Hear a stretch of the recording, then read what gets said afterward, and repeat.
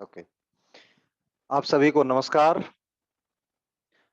Acupressure शोध प्रशिक्षण एवं उपचार संस्थान प्रयागराज द्वारा यह 18वीं बुधवार की क्लास है जो ऑनलाइन जनवरी महीने से स्टार्ट हुई है और निरंतर चल रही है। इसके पूर्व प्रयागराज संस्थान में फिजिकल रूप में यह क्लास निरंतर रूप से प्रत्येक बुधवार को शाम को 1 घंटे के लिए चलती थी और बहुत लंबे समय तक आदरणीय खेमका सर और अग्रवाल सर क्लासेस लेते थे। उसी परंपरा को आगे बढ़ाते हुए यह क्लास आदरणीय अग्रवाल सर ने निर्णय लिया कि इसको ऑनलाइन माध्यम से और निरंतर रूप से प्रयागराज संस्थान द्वारा जो कुछ भी रिसर्च वर्क हो रहा है वो और उसके अतिरिक्त भी ज्ञान आपको घर बैठे मिले, इसलिए यह क्लासेस चलाई जा रही हैं जिसे आदरणीय अग्रवाल सर ले रहे हैं। तो ये आप सबके लिए, आपकी प्रैक्टिस के लिए बहुत उपयोगी रहती है। आप सभी बढ़ चढ़कर इस क्लास में हिस्सा लेते हैं, सुनते हैं, यह बहुत अच्छी बात है। हम आदरणीय अग्रवाल सर को इनवाइट करें। इसके पूर्व चलते हैं प्रयागराज हेडक्वार्टर जहां से प्रार्थना आयोजित होगी। तो हम पीयूष जी को आमंत्रित करते हैं और रीता पांडे और अंशु अग्रवाल जी को प्रार्थना के लिए।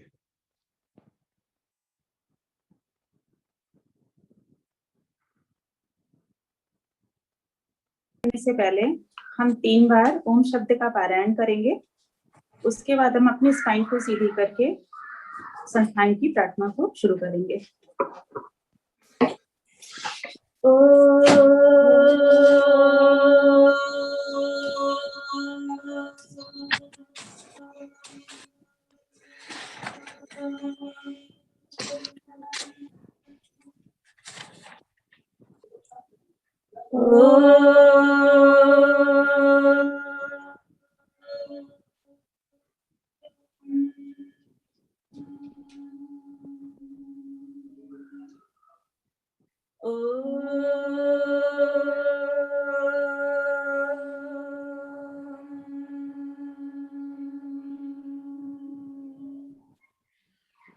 वह शक्ति हमें दो दयाली दे, कर्तव्य मार्ग पर डट जावे। वह शक्ति हमें दो दयाली दे, कर्तव्य मार्ग पर डट जावे। पर सेवा पर उपकार में हम निज जीवन सफल बना जावे।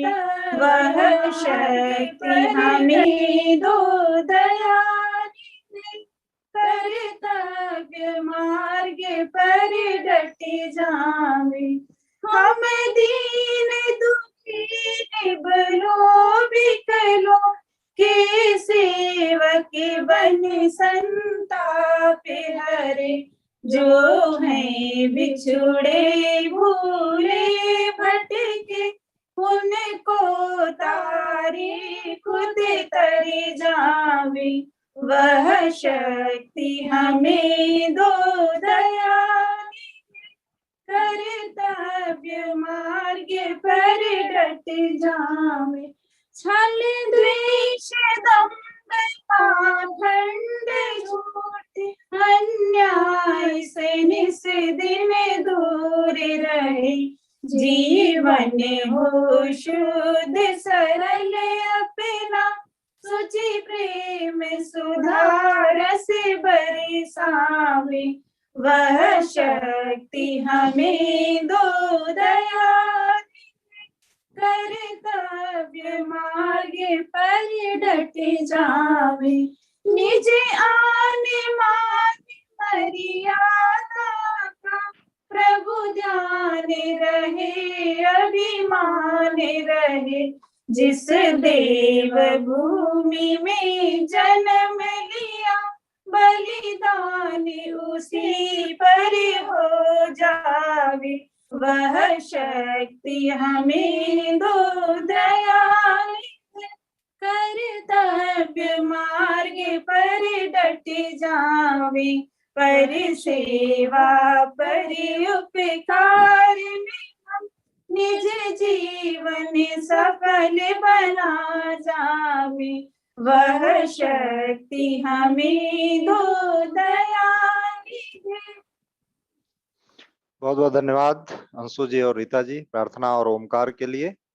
अब हम आमंत्रित करते हैं एक्यूप्रेशर शोध प्रशिक्षण एवं उपचार संस्थान प्रयागराज के अध्यक्ष आदरणीय श्री जेपी अग्रवाल सर को आज के लेक्चर के लिए।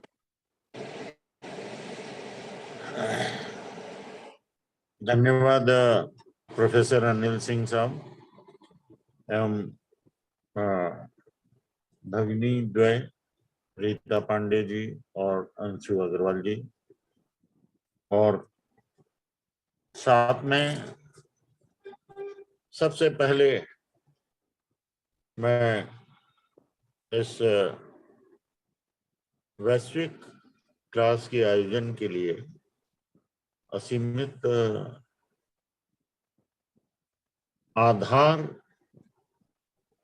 इस आंदोलन के लिए परम शक्ति परमात्मा की आहूत करते हुए, नमन करते हुए और एक्यूप्रेशर के प्रेरणा स्रोत आदरणीय खेमका जी के चरणों में वंदना करते हुए आप सबका आभार, नमन और अभिनंदन।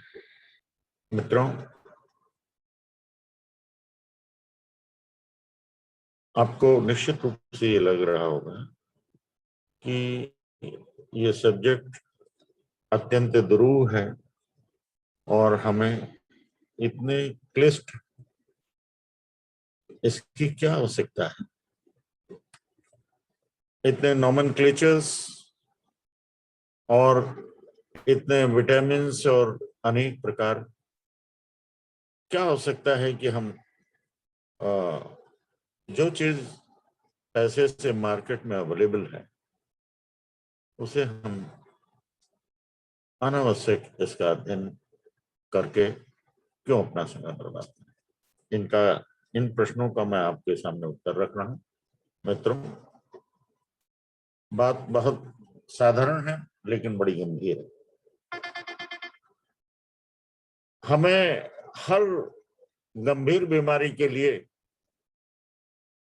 हम डॉक्टर्स के पास तो निश्चित जाएंगे और डॉक्टर्स निश्चित रूप में जो है विटामिन का प्रिस्क्रिप्शन करते हैं और वो अत्यंत आवश्यक भी है, लेकिन निर्बाध हमेशा खाते रहें जो खाते रहें, कितनी डिफिशियंसी है और किन किन बीमारी में इसका क्या प्रयोग होता है। मित्रों, आज हम इसको टेकअप करने से पहले आपको एक बड़ी गंभीर चर्चा, गंभीर बीमारी का प्रोटोकॉल आपके सामने रखने जा रहे हैं। वो है ओसीडी, ऑब्सेसिव कंपल्सिव डिसऑर्डर। आज ये टीनेजर्स और धीरे धीरे वो बढ़ती बढ़ती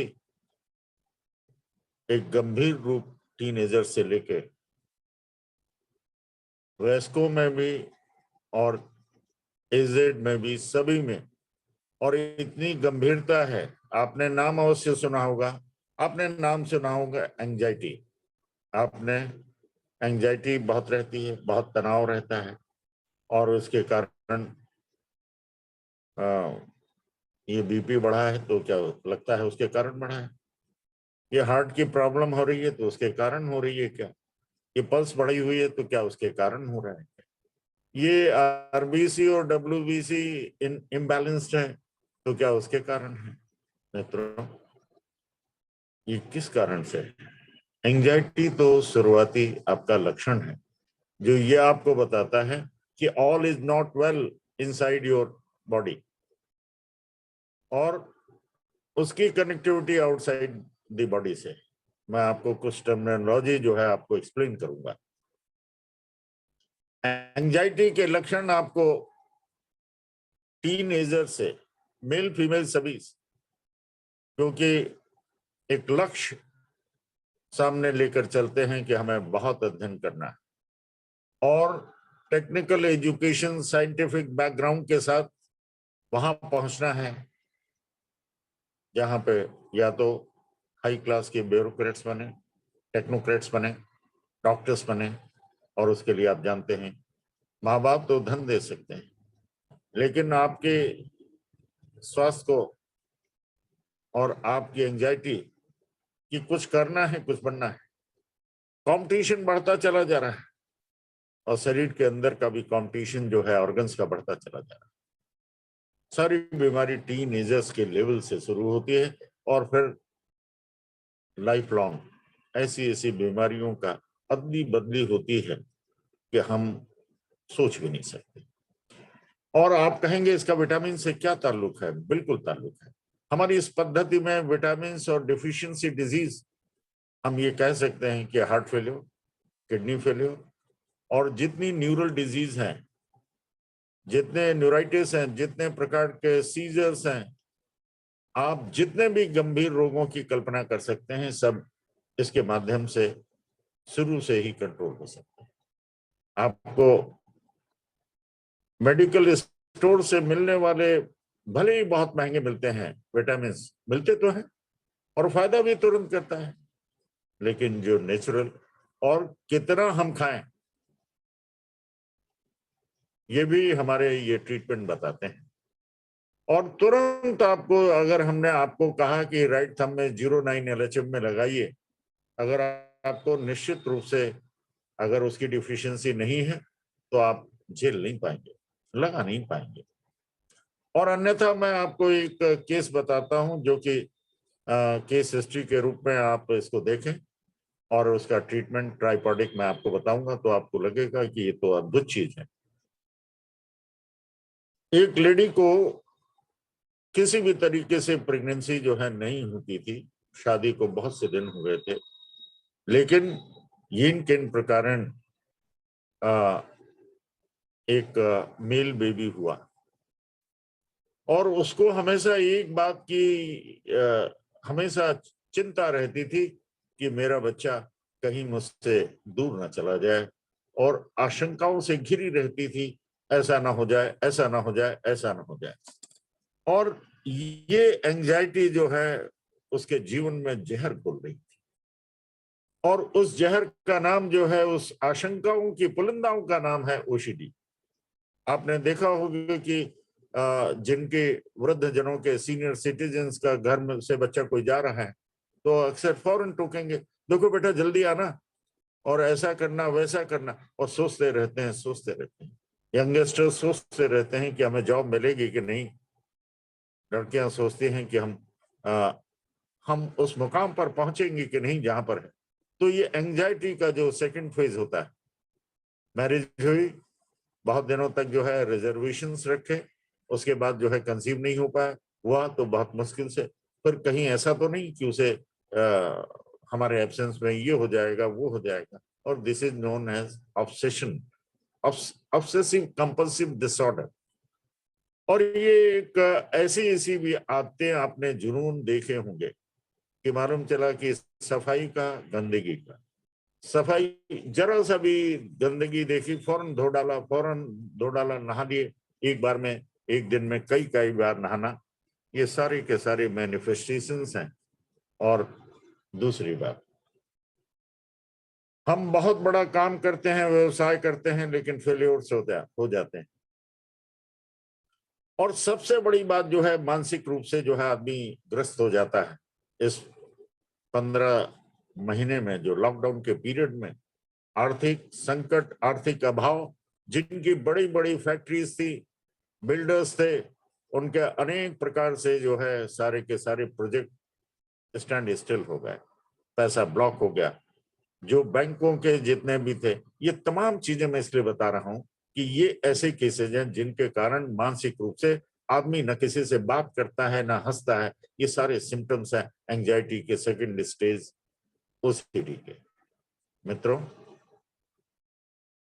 सर्जिकल स्ट्राइक के 10 पॉइंट्स तो उन कंडीशन में लगाना चाहिए जब सारे जितने भी मेडिकल सिस्टम्स और मेडिकल आपके सपोर्ट फेल्योर हो जाते हैं, और मनुष्य जो है अपने को, अपने शरीर के अंदर जो बायोकेमिकल्स हैं, न्यूरोकेमिकल्स हैं जो ब्रेन में, वो उसे धीरे धीरे धीरे धीरे ऑब्सेशन पैदा करते हैं और अंत में न जाने कहां तक पहुंच जाता है।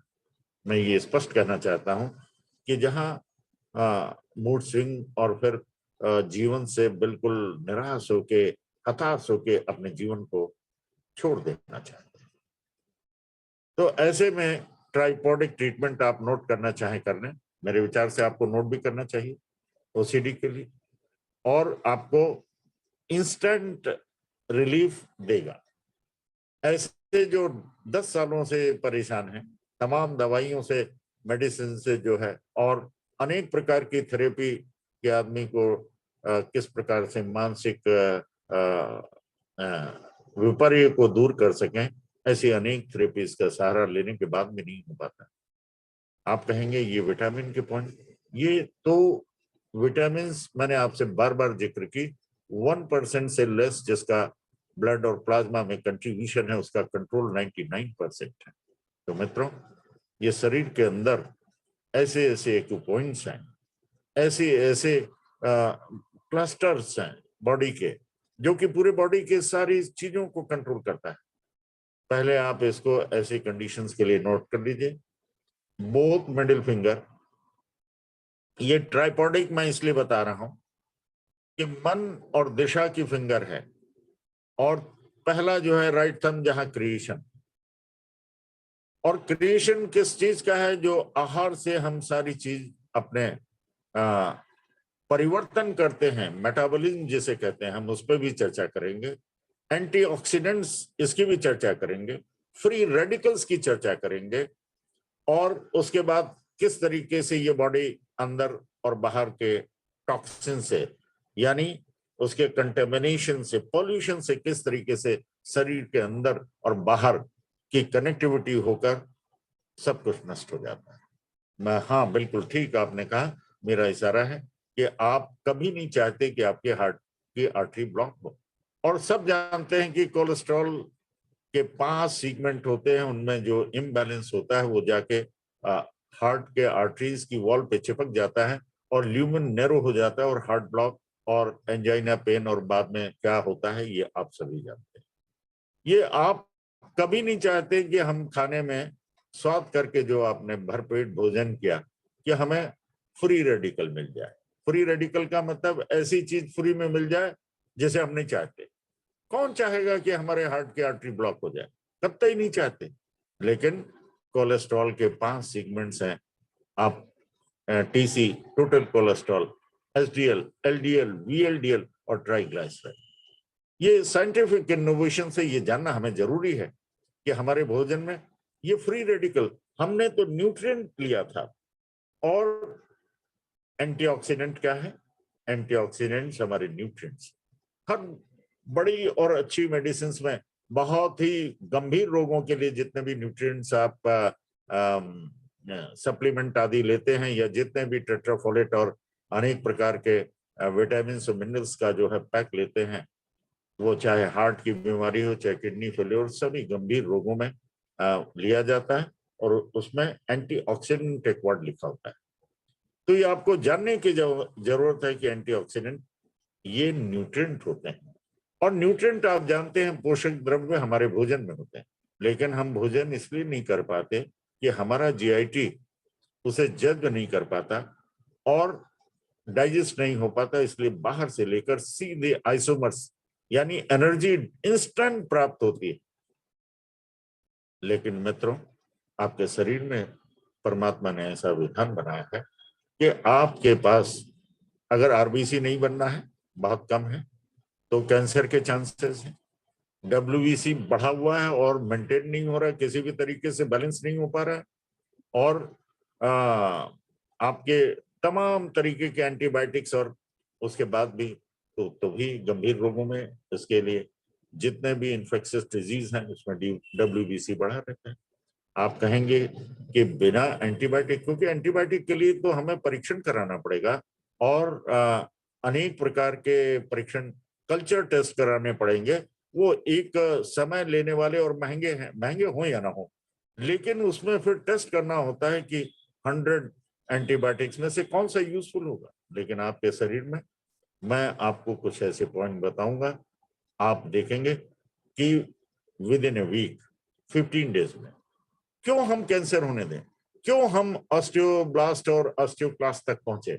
ये मेरी बात आपको कंफ्यूज कर रही होगी। मैं सीधे सीधे पहले आपको प्रोटोकॉल पे आता हूँ। ये मैंने भूमिका बनाई है कि ये सारे वर्ड फ्रेजियोलॉजी इसमें आई हुई है। मेटाबॉलिज्म है, एंटीऑक्सीडेंट है, फ्री रेडिकल्स हैं और न्यूट्रिएंट्स हैं। इनको हम एक्सप्लेन करके आप जब इसको यूज करेंगे तो आपको बड़ा आनंद आएगा, ऐसा मेरा मानना है। तो मित्रों, आज जो है पहले ओसीडी मैंने आपसे एक बात बताई है कि हमारे शरीर में सारे कंट्रोल इफेक्ट जो है वो कहाँ से है? वो कंट्रोल इफेक्ट है सेंट्रल नर्वस सिस्टम से। और सेंट्रल नर्वस सिस्टम को जो ताकत मिलती है, वो न्यूरॉन को जो ताकत मिलती है वो कहाँ से मिलती है? भोजन के लेस देन 1% से, जिसे हम विटामिन की संज्ञा देते हैं। और ये विटामिन जो हैं हमें शरीर में जो है, अगर हमें नर्वसनेस है और धीरे धीरे हमारे नर्व की ताकत कम हो जाती है तो डिप्रेशन, एंजाइटी जैसी गंभीर बीमारियों की तरफ हम उसकी तरफ चलने लगते हैं। तो निश्चित रूप से एंजाइटी हो, टेंशन हो, हाई ब्लड प्रेशर हो, जो कंट्रोल नहीं हो रहा है, हमारे बाद में हम ये भी बताएंगे कि शुगर और फ्री रेडिकल्स में आपको आगे भी बताएंगे क्या क्या चीज। तो मित्रों, गंभीर ओसीडी और के लिए हमें अपने सेंट्रल नर्वस सिस्टम को एक न्यूट्रिएंट और ताकत देनी पड़ेगी, और वो ताकत मिलेगी मल्टी लोड विटामिन, जिसकी हमें जानकारी नहीं है। आप जानकारी प्राप्त कर रहे हैं उसके माध्यम से कि कौन सी विटामिन कहाँ बनता है और कैसे बिगड़ता है, और बिगड़ के कैसे हमारी नर्वस सिस्टम की ताकत को, ब्लड की ताकत को और जगह जगह प्रभावित करके, कहीं हमें हार्ट का ब्लॉकेज होता है तो कहीं शुगर जैसी बीमारी होती है, या डायबिटिक अल्सर होते हैं, डायबिटिक न्यूरोपैथी होती है, और अनेक प्रकार के गंभीर रोगों की तरफ जाते हैं। तो इन सब से बचने के लिए राइट थंब 09 ट्राइपॉडिक आपको लिखना पड़ेगा। राइट थंब 09 LHM में 24579 sedate 01368 नोट, 24579 sedate 01368 नोट। दूसरा प्रोटोकॉल का पार्ट है, हमारी ब्रेन की शुरुआत होती है सेंट्रल नर्वस सिस्टम की स्पाइनल पेरिफेरल नर्व से, जो कि रिंग फिंगर है। सेरेब्रम के लिए, जिसे हम दिशा का अधिकरण कहते हैं, लेफ्ट मिडिल फिंगर। सेरेब्रम आप जानते हैं कि किस प्रकार से क्या क्या कंट्रोल करता है। और मन जो है हमारा एक्टिव ब्रेन, सारी जो ब्रेन के जितने भी फंक्शंस हैं उसको आयुर्वेद में मन की संज्ञा दी गई है। और हम जब खुश नहीं रहते हैं, अपने कार्य को उत्साह नहीं रहते, तो निरुत्साह, निराशा और दुखी मन से जब भी करते हैं तो ये निराशा, ये डिप्रेशन, ये एंजाइटी हमें अगर निरंतर बनी रहती है तो हम भी परेशान होते हैं, परिवार के सदस्य भी, और शरीर के एक ऑर्गन में निश्चित रूप से एक्टिविटी, फंक्शनल पार्ट अफेक्टेड हो जाता है, और वो एक्टिविटी रिड्यूस हो जाती है। और डिप्रेशन और एंजाइटी के साथ साथ हमारे ब्लड का बीपी वेरी करने लगता है, फ्लक्चुएट करने लगती है, पल्स फ्लक्चुएट करने लगती है, शुगर फ्लक्चुएट करने लगती है, और कोलेस्ट्रॉल की मात्राएं घटने बढ़ने लगती है। इसका मतलब जितने भी गंभीर रोग, तो बोथ मिडिल फिंगर के पित्त ज्वाइंट पे मैंने आपसे बताया था कि पित्त ज्वाइंट क्या है, that is the joint of the metabolism. अगर हम वेस्टर्न साइंस से इंटीग्रेट करके बात करें तो that is meant for the metabolism. और ये मेटाबॉलिज्म जो है, इसका मतलब कि हम भोजन के, मेटाबॉलिज्म का मतलब क्या है, भोजन के में परिवर्तन लाकर, अनेक प्रकार की प्रतिक्रियाएं लाकर, एक्शन के साथ रिएक्शन जो होगा उससे क्या होगा, ऊर्जा बनेगी। यदि ऊर्जा के जगह फ्री रेडिकल्स बनते हैं जो फ्री में मिलते हैं, किडनी फेल्योर है तो मालूम है क्या फ्री में मिलेगा? आप चाहते हैं, आप जानते हैं कि क्रेटिनिन और one B blood urea nitrogen बढ़ जाता है, क्रेटिनिन बढ़ जाता है, यूरिया बढ़ जाता है। आप कभी नहीं चाहेंगे। और इतना आप चाहे फर्स्ट सेमेस्टर में हो चाहे पुराने जितने भी हों, आपको ये निश्चित रूप से मालूम है कि क्रेटिनिन और यूरिया का बढ़ना किडनी फेल्योर की तरफ संकेत लाता है।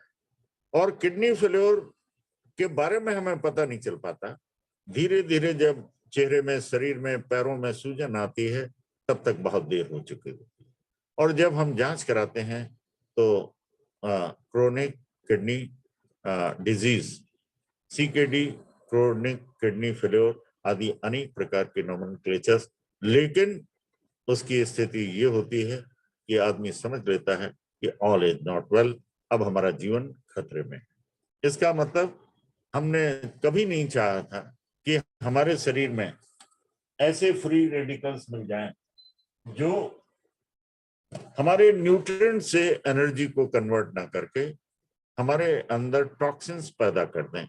वी नेवर वांट, इसलिए इन्हें फ्री रेडिकल कहा गया। और इसके लिए हमें पित्त ज्वाइंट पे ट्रीटमेंट और करना, उससे क्या होगा, न्यूट्रिएंट भी मिलेंगे, एंटीऑक्सीडेंट जो है, ऐसे एंटीऑक्सीडेंट्स जो कि हमारे बॉडी को डैमेज होने से, किससे डैमेज होंगे, फ्री रेडिकल से। और फ्री रेडिकल कौन है? जो फ्री में क्या मिला भोजन में, हमने ये नहीं सोचा था कि हम जो खा रहे हैं उससे कोलेस्ट्रॉल मिलेगा, हमने कभी ये नहीं सोचा था कि हम जो खा रहे हैं उसके जो एनर्जी की जगह हमें यूरिया और क्रेटिनिन मिलेगी, हमने कभी ये भी नहीं सोचा था कि हमारे शरीर के अंदर, बोन के अंदर मिनरल्स की कमी हो जाएगी और हड्डियों में की ताकत खत्म हो जाएगी, टिश्यू की ताकत।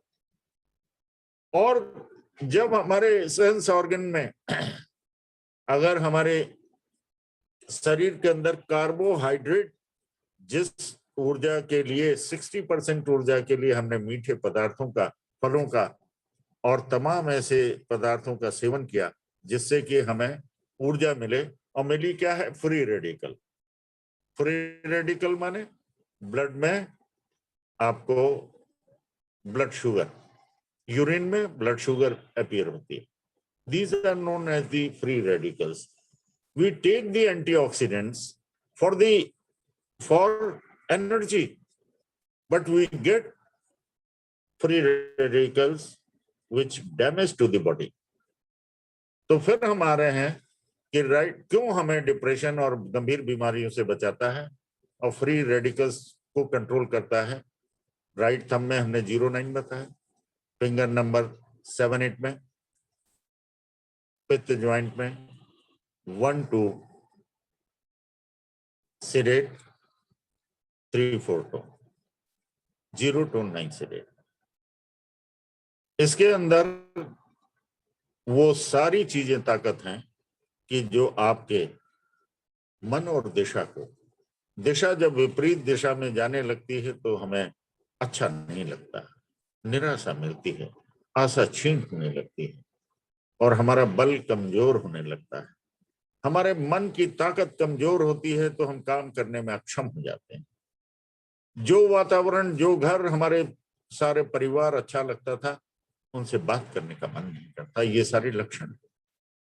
और बीपी और ये सारी चीजें तो मेडिकल टर्मिनोलॉजी में सिम्टम के रूप में दवाई दी जाती है, लेकिन मित्रों ये डैमेज करती है। अगर बीपी ज्यादा है या कम है तो ये हार्ट को भी नुकसान पहुंचाती है, नर्वस सिस्टम को भी नुकसान पहुंचाती है और किडनी आदि को भी डैमेज करती है।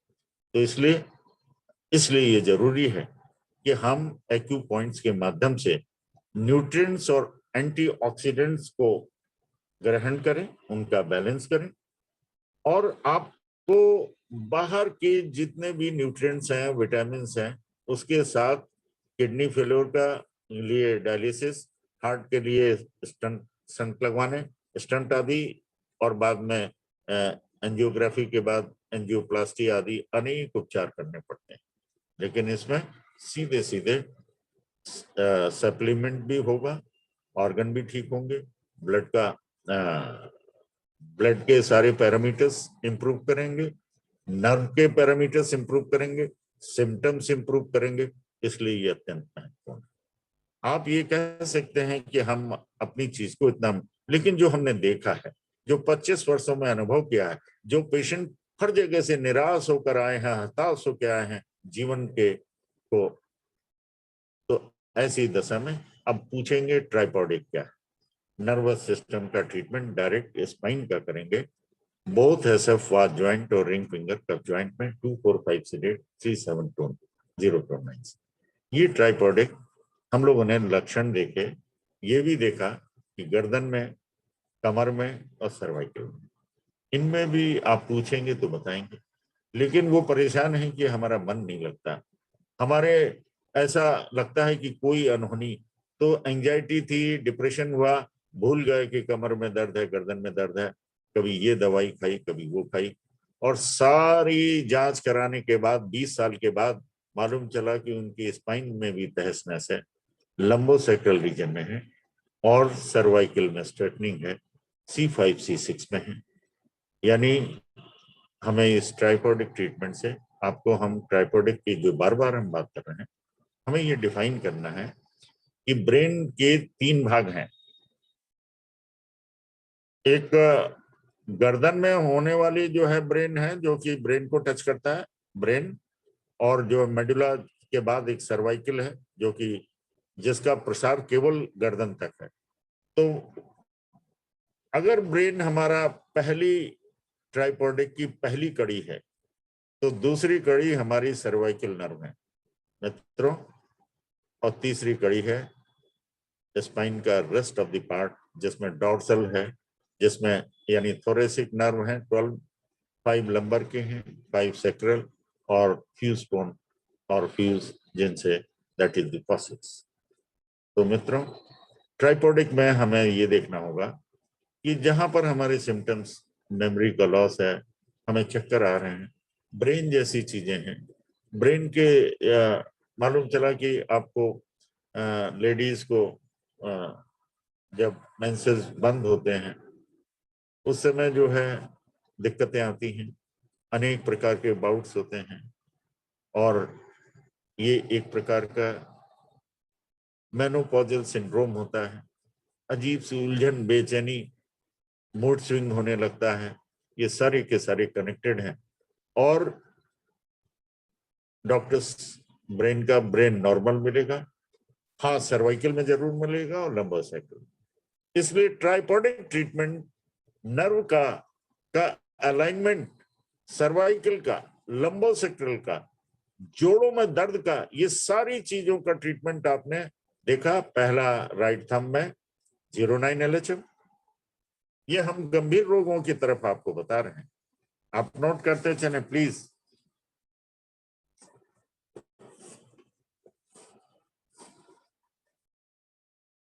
राइट थंब का 09 LHM में आपने 10 पॉइंट्स नोट किए।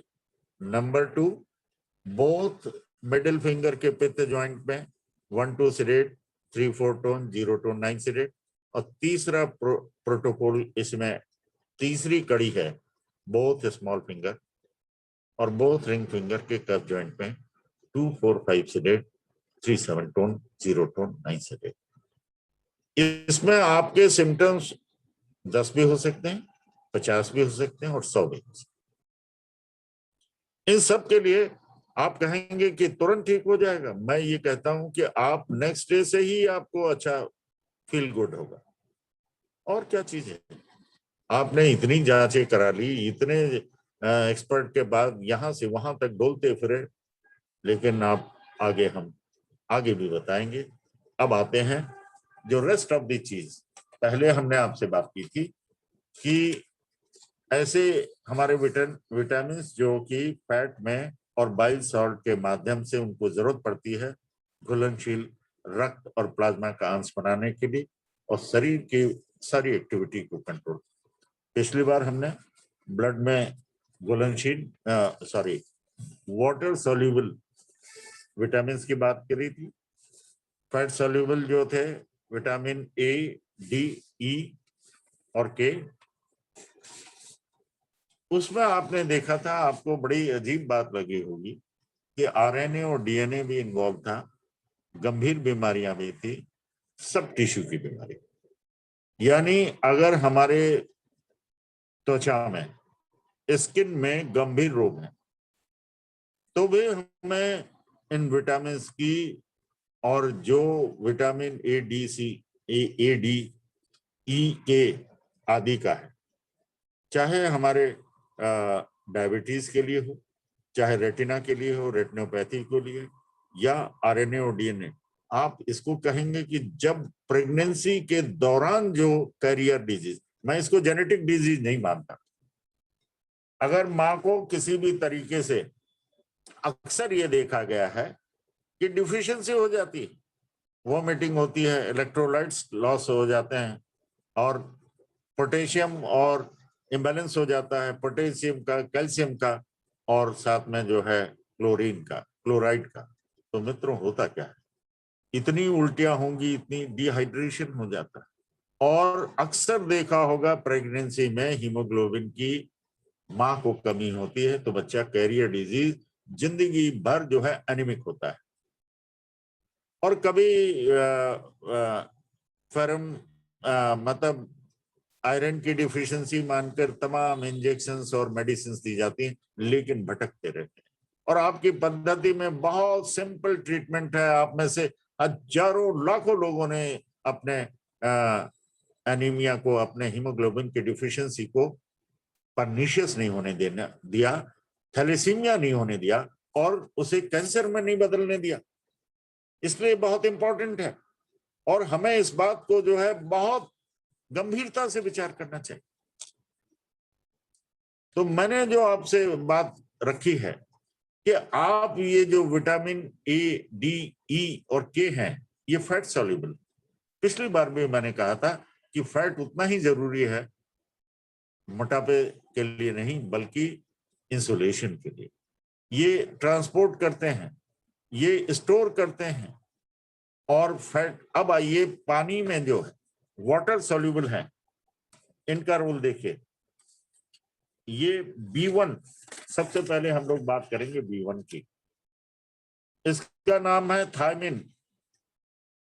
और आप देखिए, सबसे पहले जब फीवर होता है तो कमजोरी आने लगती है कि नहीं? बोलिए हाँ कि ना। जमील साहब मुंडी हिला के आप बोल सकते हैं कि ये परंपरा जो है संवाद की परंपरा है, और हम एक दूसरे के सहयोगी हैं, क्योंकि किसी भी कारण से वायरल इन्फेक्शन हो, बैक्टीरियल हो, आपको, अभी ये तो कोविड का जमाना है, कोविड का जमाना नहीं था तो फीवर में क्या, बुखार में आने के बाद जो है क्या कमजोरी नहीं आती थी? कभी 7 दिन, कभी 15 दिन, कभी 20 दिन, और महीनों तक वो वीकनेस चलती रहती। तो इस लॉस को, यही बात लिखी है कि B1 जो है अगर डिफिशियंसी हो गई, और ये डिस्ट्रॉयड बाय हीट, शरीर का टेम्परेचर, फीवर होना एक लक्षण है, बीमारी नहीं है। मेरे पास ऐसे ऐसे केसेस चल रहे हैं जो कि पिछले 3 साल से उनको फीवर 102 रहता है, और उनकी किडनी निकाल दी गई। उनको फिर बाद में कहा कि लीवर सिरोसिस है, वो विदेश में रह रहे हैं, यहां पर इलाज करा के और खुद वो ट्रीटमेंट कर रहे हैं, उनका फीवर कभी कंट्रोल ही नहीं हुआ किसी भी चीज से। ये है क्या? ये जानने की जरूरत है। ये है कि शरीर के अंदर की ताकत, फ्री रेडिकल्स जो हमारे किडनी फेलियर हुई, फट से उन्होंने किडनी निकाल दी, मालूम चला बाद में किडनी फेलियर नहीं, बाद में कहा कि सेप्टिक है, सेप्टिसीमिया है, इसलिए फीवर आ रहा होगा, और आज तक 3 साल से फीवर गया नहीं। फिर लीवर सिर, अरे मैंने कहा लीवर सिरोसिस में नॉर्मली फीवर तो नहीं आता, सेप्टिसीमिया में तो होता, लेकिन अगर गंभीर परनीशियस है, कहीं ना कहीं डॉक्टर ने कोई भूल नहीं की, लेकिन उसको हम ठीक ढंग से नहीं पकड़ पाए, क्योंकि सबके स्पेशलाइजेशन अलग अलग है। और ये B1 जो है, इसमें एक ध्यान से देखने वाली बात है, डिस्ट्रॉयड बाय हीट। हीट कैसे होगी? इंटरनल बॉडी के अंदर जैसे ही 100, 1, 2, 3 फीवर हुआ और कंटिन्यूस रहा। देखिए बहुत बड़े एक वैज्ञानिक ने कहा है कि बुखार का इलाज क्या करना चाहिए, कौन से, एंटीबायोटिक से कि दवा से कि पैरासिटामोल से। उन्होंने कहा देखिए वो जमाना ये था जब लोग मानते थे, अब तो पैनिक सिंड्रोम सबके सिर पर चढ़कर बोल रहा है। एक पैरासिटामोल 250 की नहीं 600 की mg की एक एक दिन में लोगों ने 5-5 खाई, करोड़ों रुपए की पैरासिटामोल, और हर आदमी ने किया है, हर परिवार ने किया है। क्यों? ये पैनिक सिंड्रोम। और उन डॉक्टर महाशय का कहना था कि अगर दवा खाओ तो 7 दिन में, अगर ना खाओ तो 1 सप्ताह में ठीक हो जाए। ये बॉडी के अंदर हीलिंग एजेंट्स और कैसे क्या चीजें खाने उस समय अवॉइड किया जाता था, और पानी पे और कुछ ऐसी चीजें बहुत ही जो इजिली डाइजेस्टेबल होती थी, क्योंकि एक्टिव करना है जीआईटी को, और अपने आप हीट जो है डिस्ट्रॉय हो जाए। और हीट डिस्ट्रॉय कर रहा है B1 को, और B1 क्या कर रहा है, क्या पैदा कर रहा है, आप आगे देखिए कॉलम नंबर 3 में। ये B1 क्या काम करता है, कोएंजाइम। जमील साहब हम आप क्या काम कर रहे हैं, कोएंजाइम का, एक दूसरे की मदद कर रहे हैं। अगर हम आपको कुछ बता रहे हैं तो उसे कुछ जाकर अप्लाई कर रहे हैं, आप अपना बताते भी हैं कि हम इससे ये फायदा हो रहा है। और बहुत से लोग इस बात से परेशान हैं कि ये कथा कौन सी चल रही है और इसे हमारा क्या लेना देना है, बाजार में विटामिन मिलते हैं। नहीं, आज इसके मर्म को जानिए, रहस्य को जाइए, अंतर कोर तक जाइए। इसमें लिखा है coenzyme, for many different enzymes we are coenzymes. आप सब क्या करते हैं कि हर चीज को पैलिएटिव इफेक्ट देते हैं, और एंजाइम्स क्या करते हैं, कार्बन टू कार्बन बॉन्ड्स को ब्रेक करके कार्बोहाइड्रेट में इन्वॉल्व होके जो मेटाबॉलिज्म है। अब देखिए कार्बोहाइड्रेट का मेटाबॉलिज्म क्या है, इसे समझने की बात। जमील साहब आप रोटी दाल भात सब खाते होंगे, कभी कभी मिठाई भी खाते होंगे, और कोई दुनिया की ऐसी चीज नहीं है जिसमें कि कार्बोहाइड्रेट कंटेंट ना हो, सब में होता है। अब वो मीठे पदार्थ जो है शक्ति देने के लिए होते हैं, लेकिन हमारे साथियों ने एंजाइम्स ने क्या किया, जब ब्रेक डाउन किया उसमें से एनर्जी निकालने की बात हुई तो फ्री रेडिकल मिल गया। अब फ्री में जो चीज मिली है तो वो क्या करेंगे, कुछ चीजें आपको बाहर के पॉल्यूशन से मिलता है, जैसे बाहर सफाई नहीं है, घर के बाहर नहीं है तो बाहर से मिलेगा, चारों तरफ जो है धुएं का प्रदूषण है तो बाहर से मिलेगा। लेकिन अंदर में भोजन में आपके जीआईटी ने फ्री रेडिकल दे दिया, और कार्बोहाइड्रेट का जो कन्वर्जन हुआ, मेटाबॉलिज्म माने दो उसके अंदर प्रोसेस होती हैं, ब्रेकडाउन और फिर एनर्जी, छोटे छोटे पार्टिकल को एनर्जी को जोड़कर हमारी समस्या हल हो जाती। लेकिन मित्रों वो हमें मिल गए टॉक्सिन्स, फ्री रेडिकल्स मिल गए, और ब्लड में और यूरिन में जांच कराई, सीबीसी जांच कराई तो ये बढ़ा वो बढ़ा, पेशाब में पस सेल्स आ रहे हैं, ब्लड सेल्स आ रहे हैं, और आपके अनेक प्रकार की चीजें, आपके कैल्शियम ऑक्जेलेट आ रहे हैं, दुनिया भर के बैक्टीरिया दिख रहा है। बहुत सस्ता, बहुत अच्छा फंडामेंटल है, स्टूल है, यूरिन है और सीबीसी। हमें हजारों रुपए की और सैकड़ों कराने की जरूरत नहीं, इसमें दिया हुआ है। क्या आप ये जरूर अटपटा सा लग रहा है कि पायरुविक एसिड क्या है और CO2 और H2A क्या है। अरे भाई, जब हमने भोजन किया तो उससे सारे शरीर के अंदर जो गंदगी है वो पानी के माध्यम से निकली, वो H2O है, और CO2 क्या है, आप समझ रहे हैं कि ऑक्सीजन क्यों जरूरत है। अगर CO2 बनी रहेगी, नहीं निकलेगी, और लंग्स का काम क्या है, CO2 को मुंह के नाक के माध्यम से, मुंह के माध्यम से बाहर निकालना, और छोटी बड़ी आंतों का काम है यूरिन और स्टूल के समय, टॉयलेट जाते समय गैस डिस्चार्ज होती है, दैट इज CO2। बड़ी सिंपल सी बात। वैज्ञानिक दृष्टिकोण अद्भुत है, और ये वैज्ञानिकरण बच्चे भी जाते हैं टॉयलेट में यूरिन करते हैं, कभी स्टूल करते हैं तो पतला होता है, कभी गाढ़ा होता है, कभी टैबलेट फॉर्म में होता है, कभी नहीं होता। और जब नहीं होता है तो गैस बनकर ऊपर जाती है, डकारें आने लगती हैं। तो हमारे शरीर में एनर्जी की जगह फ्री रेडिकल मिला और इसलिए ये metabolism pyruvic acid 2 CO2, CO2 का माने कार्बन डाइऑक्साइड, H2O का माने जो तरल है, जो यूरिन के रूप में बाहर से निकलना है, essential for synthesis of neurotransmitter acetylcholine. अब देखिए एक फिर बाउंसर है। आप कहेंगे कि ये न्यूरोट्रांसमीटर एसिटिलकोलाइन क्या है? मैं एक छोटी सी बात बड़ी गंभीर बता रहा हूं। आप जितने भी सब्जी में मसाले मिलाते हैं वो क्या है? स्वाद के साथ साथ भोजन के पोषक बनाते हैं, उनके सारे टॉक्सिन्स को नष्ट करते हैं। वो एक कन्वर्जन करके एनर्जी के कन्वर्ट करने के लिए वो जो है पूरा का पूरा प्रयास करते हैं। हल्दी है, जीरा है, अजवाइन है, हींग है, एक से एक चीजें, इवन मिर्चें भी, और वो उसको पचा के स्वादिष्ट तो बनाती है मिला के, लेकिन वो सारा काम करते हैं पित्त यानी कन्वर्जन का, ताकत को, गंदगी को साफ करके ताकत देने का काम। और ये जब ताकत और गंदगी दूर करके ताकत मिले, ऐसे पित्त को, ऐसे मसालों को सिर में न्यूरोट्रांसमीटर के माध्यम से एसिटिलकोलाइन, आप कहेंगे कि ये इतनी गंभीर बात को आपने धुएं में और ऐसी बात में, ये प्रकाश खेतान साहब जो न्यूरो सर्जन है उन्होंने कहा कि हाँ बिल्कुल ठीक कह रहे हैं। और इसी तरीके से ब्रेन में भी पित्त पैदा होता है और जो हमारे मिर्गी के दौरों को दूर करता है, शरीर ब्रेन को ताकत देता है, सीजर्स को, ट्यूमर को रोकता है, और साथ में पार्किंसन, जिसे कहीं गर्दन हिल रही है, कहीं पैर हिल रहा, कहीं हाथ हिल रहा, और बड़ी गंभीरता।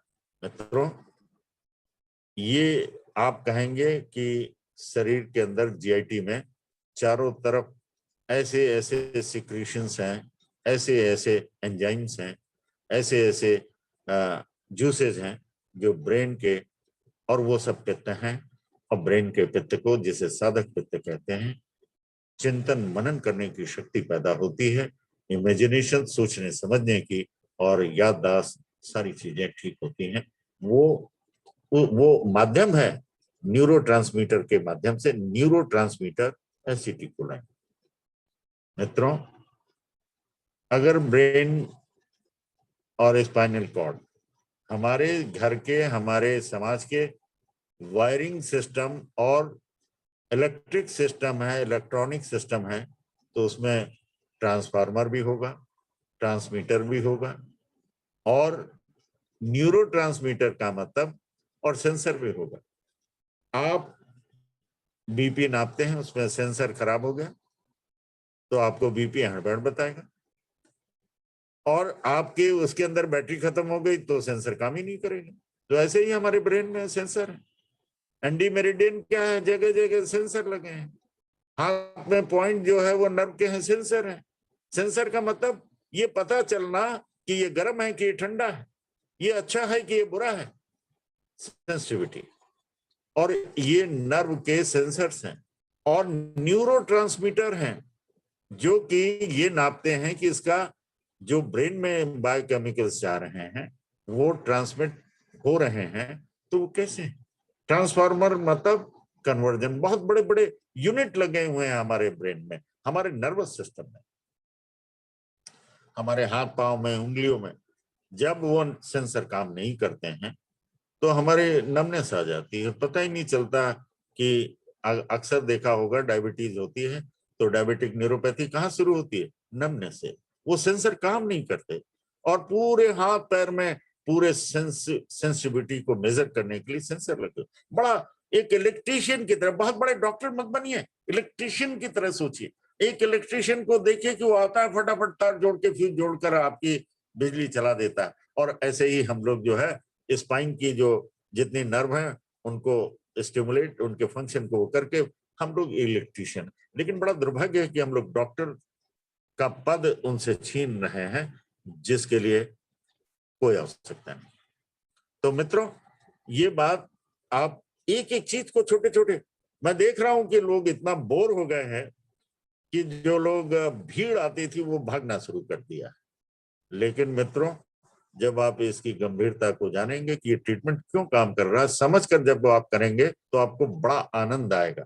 और आप स्मॉल फिंगर के वात जॉइंट को दबा देंगे तो मालूम चला कि दिमाग की भी बत्ती जो गुल हो रही थी वो भी ठीक होगी, और नीचे जो कमर की बत्ती है और हार्ट की जो बत्ती और ये सब जो पल्स और ये बीपी ऊपी है ये भी कंट्रोल होने लगेगा। तब आप कहेंगे अरे अरे ये क्या हुआ। और रिंग फिंगर, क्योंकि पूरे हैंडबुक 1, 2, 3 में और 4th और 5th बनने के लिए तैयारी हो रही। मित्रों, तो ये आपको समझ में आ गया होगा। अब आप देखिए कि B1 के इम्बैलेंस होने से होगा क्या। लास्ट कॉलम में देखिए, carbohydrate metabolism leads to buildup of pyruvic and lactic acid and insufficient production of ATP। आप भूल जाइए पायरुविक लैक्टिक एसिड क्या है, मेटाबॉलिज्म क्या है, इतना तो याद रखें, एटीपी भी भूल जाइए। लेकिन ये तो जानते हैं कि मीठा खा के हमें शुगर क्यों हो गई, हमें एनर्जी क्यों नहीं मिली, और डॉक्टर ने कहा कि शुगर बंद।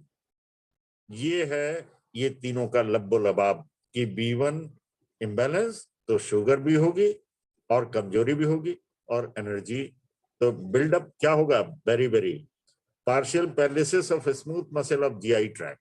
आज हम आपको बता दे रहे हैं जिनको मोशन बिना दवाई के नहीं होता उनको B1 की कमी है, थायमिन की कमी है, और उनको पार्शियल उनका जीआईटी एक तरीके से आप कहेंगे कि उसके अंदर पैरालिसिस हो गई है, नमनेस हो गई, जिसको अंत में कहते हैं पैरालिसिस। किसी भी आपको किसी को भी पैरालिसिस हो जाए तो सबसे पहले स्टूल कॉन्स्टिपेशन होने लगता है और गंभीर होने लगता है, और ऐसी उसको कि फिर अनकंट्रोल्ड होता है। तो इसमें देखिए partial paralysis of smooth muscle of GI tract, क्योंकि पेरिस्टल्टिक जो हमेशा क्या है कि पूरे आंतों में से मल जो है बाहर निकलने के लिए धीरे धीरे धीरे धीरे मूवमेंट की आवश्यकता होती है, और वो मसल्स होती हैं वो धीरे धीरे अपने आप, कोई अंदर 2-4 आदमी नहीं लगे होते कि उसके अंदर से इंटेस्टाइन में से जो है मल निकालने के लिए। आप भले ही गुदा में जो है अपनी गणेश क्रिया लोग बोलने लगे हैं कि जब नहीं होता है आधे घंटे 1 घंटे बैठे रहे तो चलिए ट्राई करते हैं कि उंगली से नहीं निकाल दिया जाए।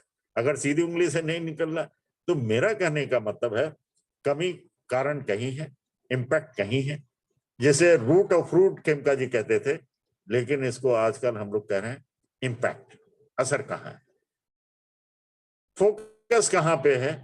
मालूम चला मामला जो है B1 में है और मल द्वार रुका हुआ और अंत में क्या हो गया, पैरालिटिक जीआईटी।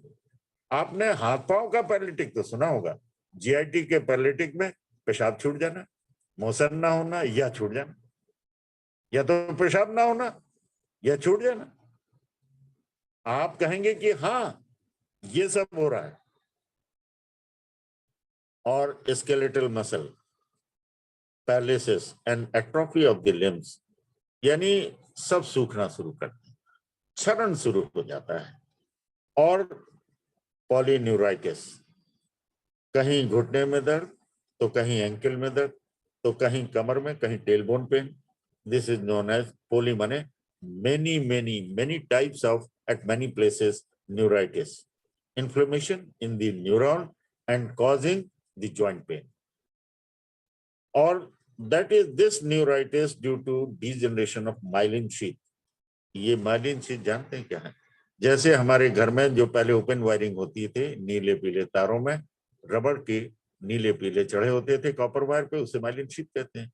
और ऐसे ही हमारे शरीर के अंदर जो नर्व हैं उनकी माइलिन शीथ डैमेज हो जाता है, और इसलिए हमारे हाथ पांव का चलना रिफ्लेक्स इम्पेयर्ड हो जाता है, छूने में नमनेस पता नहीं हो पाता, आदि आदि। और स्टंटेड ग्रोथ इन चिल्ड्रन, बच्चों में क्या हो जाता है, ग्रोथ, कहते हैं ये बच्चा पतला दुबला है, इतना खाता है लेकिन बढ़ता नहीं, ना हाइट बढ़ती है न वजन बढ़ता है, स्टंटेड ग्रोथ है। मामला कुछ और है। आप कहेंगे B1 इतना ताकतवर है, वैज्ञानिकों ने खोजा है और हम लोगों ने सीधी सीधी ट्रीटमेंट का देखेंगे। And poor appetite, treatment note कर लीजिए कि हमारे अंदर अब एंटीऑक्सीडेंट का क्या काम है कि बॉडी के, देखिए 3 बातें हैं एंटीऑक्सीडेंट कि एंटीऑक्सीडेंट जो है न्यूट्रिएंट्स हैं, पोषक तत्व हैं जो कि फ्री रेडिकल को कम करते हैं। इन्फेक्शन क्या मिलता है? फ्री मिलता है। कौन कम करेगा? एंटीऑक्सीडेंट करेगा। और ये न्यूट्रिएंट होता है वो कम करेगा। अब जब हमारे भोजन में न्यूट्रिएंट नहीं है और वो एंटीऑक्सीडेंट नहीं है तो प्रदूषण, इन्फेक्शन ही इन्फेक्शन। तो जीआईटी में करने के लिए बहुत पुराने पॉइंट आज मैं याद दिला रहा हूं। 2 नए पॉइंट याद दिलाऊंगा, याद नहीं, बोथ लिखे IF 5th vertical opposite flow 4-5 seeded 3-6 इतनी, यानी आपको गंभीर बीमारी है कॉन्स्टिपेशन की, आगे 10 साल 15 साल बाद टीबी कैंसर होने वाला है, ग्रेड 1, 2, 3 होने वाला, मैं बात कर रहा हूं। हुआ नहीं है, किसी को भी नहीं हुआ, भगवान करे ना हो, लेकिन होने वाला है। Both IF 5th vertical opposite flow 4-5 seeded 3-6 बड़ा सिंपल है। अब आइए इन्फेक्शन से बचाने के लिए परम सूक्ष्म 2000 में इसमें लिखा गया था। अब उसी को पॉकेट बुक के रूप में अति सूक्ष्म acupressure LI4 SI4 ST42 note कर लीजिए। LI4 SI4 ST42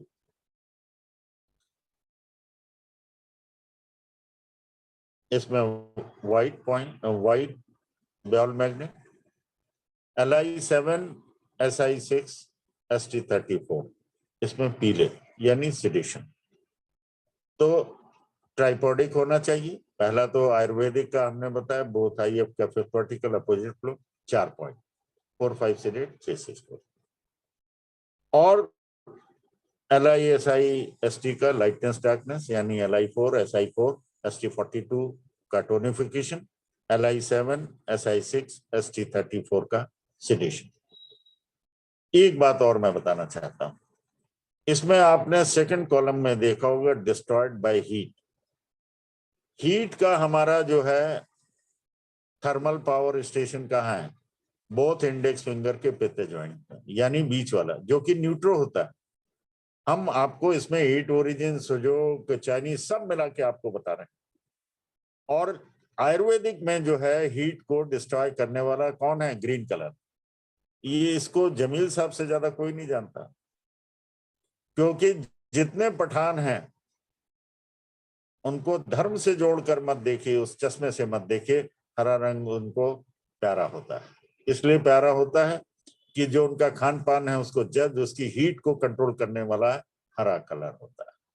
और इसलिए मित्रों, बोथ इंडेक्स फिंगर के पित्त ज्वाइंट में, और ये पवन जी आप मुस्कुरा रहे हैं, आप मुझे बड़ा अच्छा लग रहा है। क्या अंतरिक्ष तो नहीं है आप?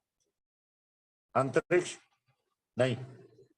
तो मेरा ये कहने का मतलब है कि बोथ IF और बोथ स्मॉल फिंगर के पित्त ज्वाइंट में अगर ग्रीन कलर लगाएं तो आपको मैं ये नहीं कहूंगा कि आप पठान हो जाएंगे, लेकिन पठानों जैसी ताकत जरूर आ जाएगी, क्योंकि it should not be destroyed by heat and heat is destroyed by green colour.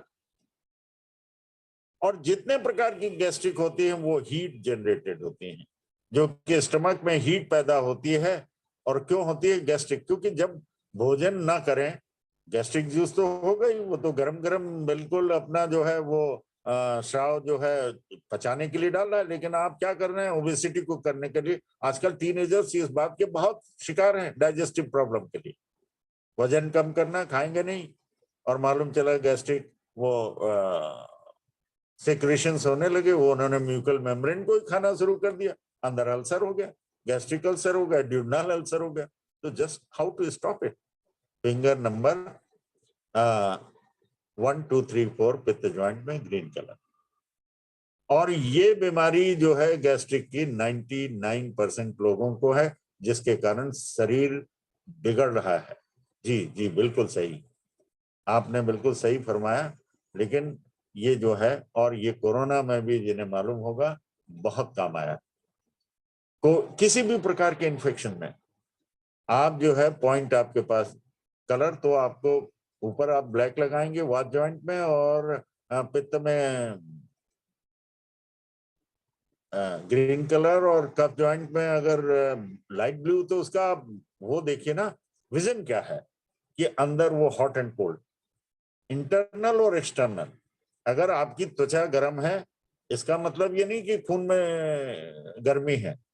खून में गर्मी हो जाएगी, फीवर हो जाएगा, तो 3-3 साल तक चला जलेगा, फिर बड़ी दिक्कत होगी। आपका इंटरनल और एक्सटर्नल का मतलब यही है कि एक दिन में कलर से पार हो सकता है, लेकिन 6 महीने भी लग सकते हैं, but you will feel good. And एक दिन मालूम चलेगा कि 3 महीने बाद वो फीवर जो कि सालों से चल रहा था, वो धीरे से डाउन होने लगा, आपकी भूख इंप्रूव करने लगी, एंड B1 अपने आप GIT में बनने लगा, भोजन से एक्सट्रैक्ट करने लगा। अभी तक तो खाना पच नहीं पाता था, खाते नहीं थे, और जो कभी थोड़ा बहुत खा लिया, फैट नहीं खाएंगे, ये नहीं खाएंगे, तला भुना नहीं। अरे भाई, हर चीज जो बनी है, मीठा तो बिल्कुल नहीं खाएंगे, जैसे दुश्मन हो, क्या होगा, ओबेसिटी हो जाएगी। इसलिए acts as coenzyme for many different enzymes that break carbon to carbon bonds and are involved in carbohydrate metabolism of pyruvic acid to CO2, carbon dioxide and H2O, essential for synthesis of neurotransmitter acetylcholine. Acetylcholine यही एक ऐसा पित्त है brain का, जिसके कारण अगर ये बैलेंस ना हो तो हिलने डुलने वाली बीमारी, जैसे हम पार्किंसन डिजीज कहते हैं। आप कहेंगे कि दुनिया में जो चीज कंट्रोल नहीं होती, क्या आप लोग कर पा रहे हैं? हम नहीं कर पा रहे हैं। ऊपर वाले ने जो फ्री गिफ्ट दिया है हमारे हाथों में, हमारे विजन में, हमारे सिर में, हमारे शरीर में, we are coenzymes, we are distributing, we are एक दूसरे को लेकर आप यू पे अपना टाइम दे रहे हैं, और हमने जो देखा वो हम बताने की कोशिश कर रहे हैं। लेने और देने वाले हम लोग को एंजाइम्स हैं। हम उस भाषा में बात करना चाहते हैं जो आम, क्योंकि हम डॉक्टर नहीं, हम वैज्ञानिक नहीं। अरे भाई, वैज्ञानिक होके अगर थ्योरी बनके अगर प्रैक्टिकल और अप्लाइड ना हो, उसका परिणाम ना हो, तो क्या हम लोगों को दुकान खोलनी है? नहीं जमील साहब, दुकान नहीं खोलनी। सेवा का अंश सबसे पहले, हमारी प्राथमिकता हमारी सेवा का अंश है।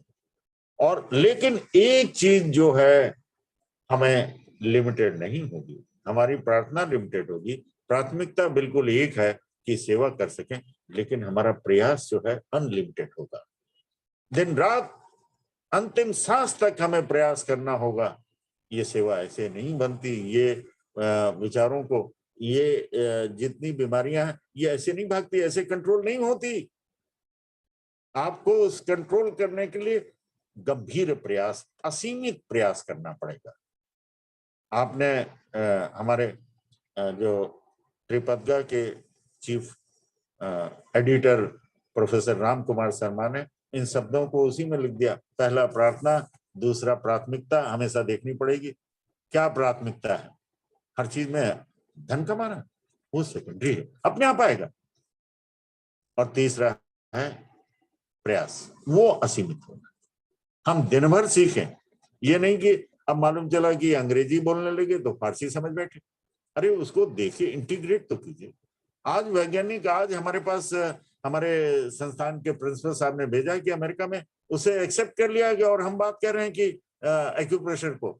और आप इसको मैं अनिल जी से कहूंगा कि सर्कुलेट कर दे सभी उसमें, और बिल्कुल उसी तरीके से उन्हें आश्चर्य होगा कि इंडिया में और प्रयागराज में और एक्सप्रेस आप लोग के द्वारा क्या हो रहा है। अरे 160 किताबें और 10वीं किताब पाइपलाइन में छपने जा रही हैं। वो चीजें आपके सामने आ जा रही हैं। अरे कोविड से आप लड़ सके, कलर से लड़े, मेथी से लड़े, मैग्नेट से नहीं। मैग्नेट तो बुलेट वाली है, अरे ठीक है, हर घर में ये बुलेट होगी, लेकिन किसको? बैक्टीरिया और वायरस के आतंक को समाप्त करने के लिए, मनुष्यता को मनुष्यता स्थापित करने के लिए जो हमें फ्री मिलती है, फ्री रेडिकल, तो हमें इन्फेक्शन भी मिला है और अफेक्शन भी मिला है, लव एंड अफेक्शन। और यही जो है हम लोग आपस में लेते देते हैं। तो मित्रों, ये ट्रीटमेंट आपके लिए, अब आप फिर बोर होंगे, इस बार अगली बार और 100 कम हो जाएंगे, क्योंकि इतनी गंभीरता से समझने की आपको क्या जरूरत पड़ी ये आपके मन में है, लेकिन मेरे मन में ये है कि गंभीर रोगों को कि ये दूर होता है और ऐसा होता है, कंट्रोल होता है, मैनेज होता है। मुझसे लोग पूछते हैं कि ये मेरी ब्रेन का डिसऑर्डर है, एट्रोफी है, और ये स्पाइन का डिसऑर्डर है, मैं 25 साल से परेशान हूं, कितने दिन में ठीक हो जाएगा? हमने पूछा आपकी उम्र क्या है, उन्होंने कहा केवल 65 है। तो मैंने कहा कि आप स्वीट 16 तो नहीं पाए, और ये बुढ़ापे में आपकी स्पाइन और ब्रेन भी जो है बुढ़ापे की तरफ, ये मैनेज हो सकता है। आप सीख लीजिए, नहीं तो किसी की हेल्प ले लीजिए, कोई एंजाइम बन जाएगी, और चार्ट ले लीजिए। तो मेरा आपसे ये बिल्कुल स्पष्ट है कि हम ऐसे वादा ना करें कि एस्पस ने जो है ये ठीक कर दिया, आदमी को मतलब इंसान बना दिया, सारी स्पाइन ठीक हो गई, ब्रेन ठीक हो गई। अरे भाई, ट्यूमर गला है, उसके अवसाद गले हैं, डिप्रेशन खत्म हुआ है, उसके जो है दर्द खत्म हुआ है, उसके ब्लड के सेल बनना शुरू हो गया बच्चों के। अब बुढ़ापे में ये कहें कि साहब हम 200 साल 300 साल तक हमें कुछ हो ही ना, तो ये बात एथिक्स के खिलाफ है। और 7:07 हो गया, बार बार अनिल सिंह जी पूछते हैं ये कब तक खत्म करेंगे, तो मैं तो यही कहूंगा कि भाई इसकी गंभीरता को लेकर देखते रहें। आप लोग जो है तब तक खत्म ये चलता रहेगा जब तक कि आप लोग बने रहेंगे, लेकिन मैं देख रहा हूं कि इस बार जो है 200 लोग कम हो गए, 350 लोग जुड़े हैं। तो ये आप पे डिपेंड करता है कि कब तक हम लोग साथ चलते रहेंगे, क्योंकि हम लोग के साथ चलना बड़ा कठिन है। जिस गंभीरता से हमारे चिंतन ग्राम में हमारी रिसर्च टीम रात दिन लगी रहती है, ये उसी का आउटकम है। और अब मैं I hand over to professor Anil Singh, जो कि आपको बहुत महत्वपूर्ण बात बताने वाले हैं।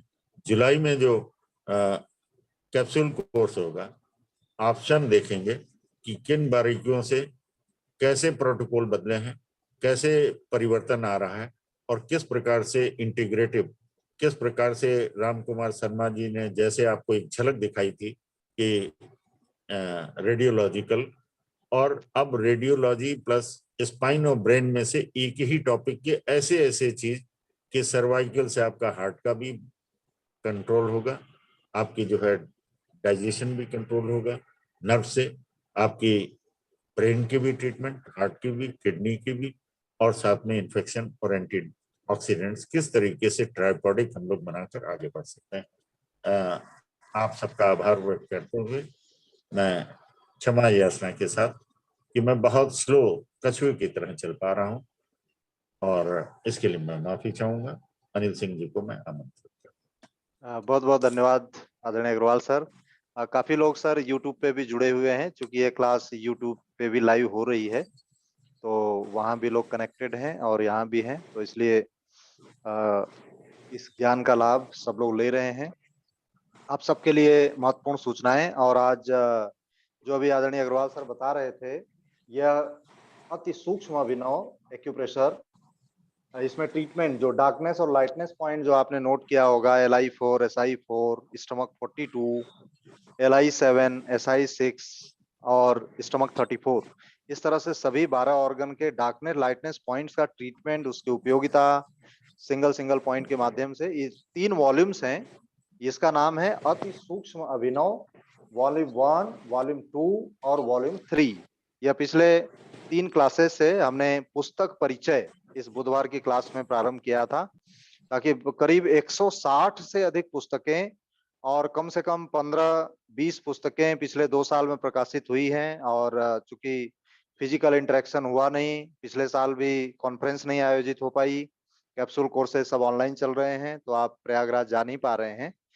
तो कई बार सर्कुलेट किया जाता है सारी पुस्तकों का, लेकिन आपके ध्यान में नहीं रहता है, तो इसके लिए प्रारंभ किया है। और इस पुस्तक के विषय में, तो इसमें सभी तरह के इन्फेक्शन का इलाज इस अति सूक्ष्म अभिनव में दिया हुआ है। पॉकेट बुक श्रृंखला की यह किताब है। 100 रुपीज, तीनों की 100 रुपीज प्राइस है। आप चाहें तो प्रयागराज संस्थान से इसको प्राप्त कर सकते हैं, या आपके शहर में कोऑर्डिनेटर या एफिलिएटेड सेंटर है, वहां संस्थान की पुस्तकें उपलब्ध होंगी, तो आप वहां से भी प्राप्त कर सकते हैं।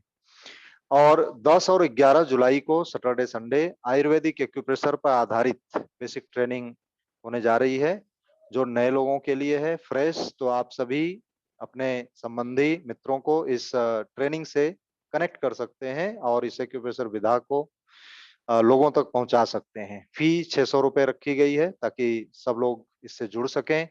इसमें स्टडी मटेरियल भी प्रोवाइड किया जाता है डिजिटल फॉर्मेट में, और रिकॉर्डिंग भी। और 24-25 जुलाई को ब्रेन स्पाइन डिसऑर्डर पर क्लास आयोजित होने जा रही है, और उसका नोटिफिकेशन भी जल्द जारी होगा। आप सभी लोग वह अटेंड करें। वह भी कैप्सूल कोर्स है, और पिछले जैसे अनेक एक एक विषय पर आयोजित होती है क्लास, तो इस बार ब्रेन और स्पाइन पे है। पिछली 2 क्लासेज रेडियोलॉजी पे और पैथोलॉजिकल नहीं, मैं डिजीजेज पे। अनिल जी जी स्पष्ट कर दूं कि केवल स्पाइन को ही कवर हो पाएगा। जी जी, ये अभी जो क्लास होने जा रही है जुलाई में, यह स्पाइन डिसऑर्डर की बहुत वास्ट सब्जेक्ट है, और ब्रेन डिसऑर्डर अगस्त पर में, भी अलग से अगस्त डेडिकेटेड। जो नेक्स्ट उसके बाद होगा वो ब्रेन का एक्सक्लूसिव होगा। जी, तो अभी ये जो जुलाई में है वह स्पाइन डिसऑर्डर पे होगी, और नेक्स्ट मंथ यानी अगस्त में तो वह ब्रेन डिसऑर्डर पे होगी। दोनों बहुत एक्सटेंसिव है, 2 दिन में दोनों को कवर कर पाना संभव नहीं होता, इसलिए 2 पार्ट में इसको स्प्लिट किया गया है। तो इसके बाद प्रयागराज संस्थान के द्वारा जो जो भी ट्रेनिंग और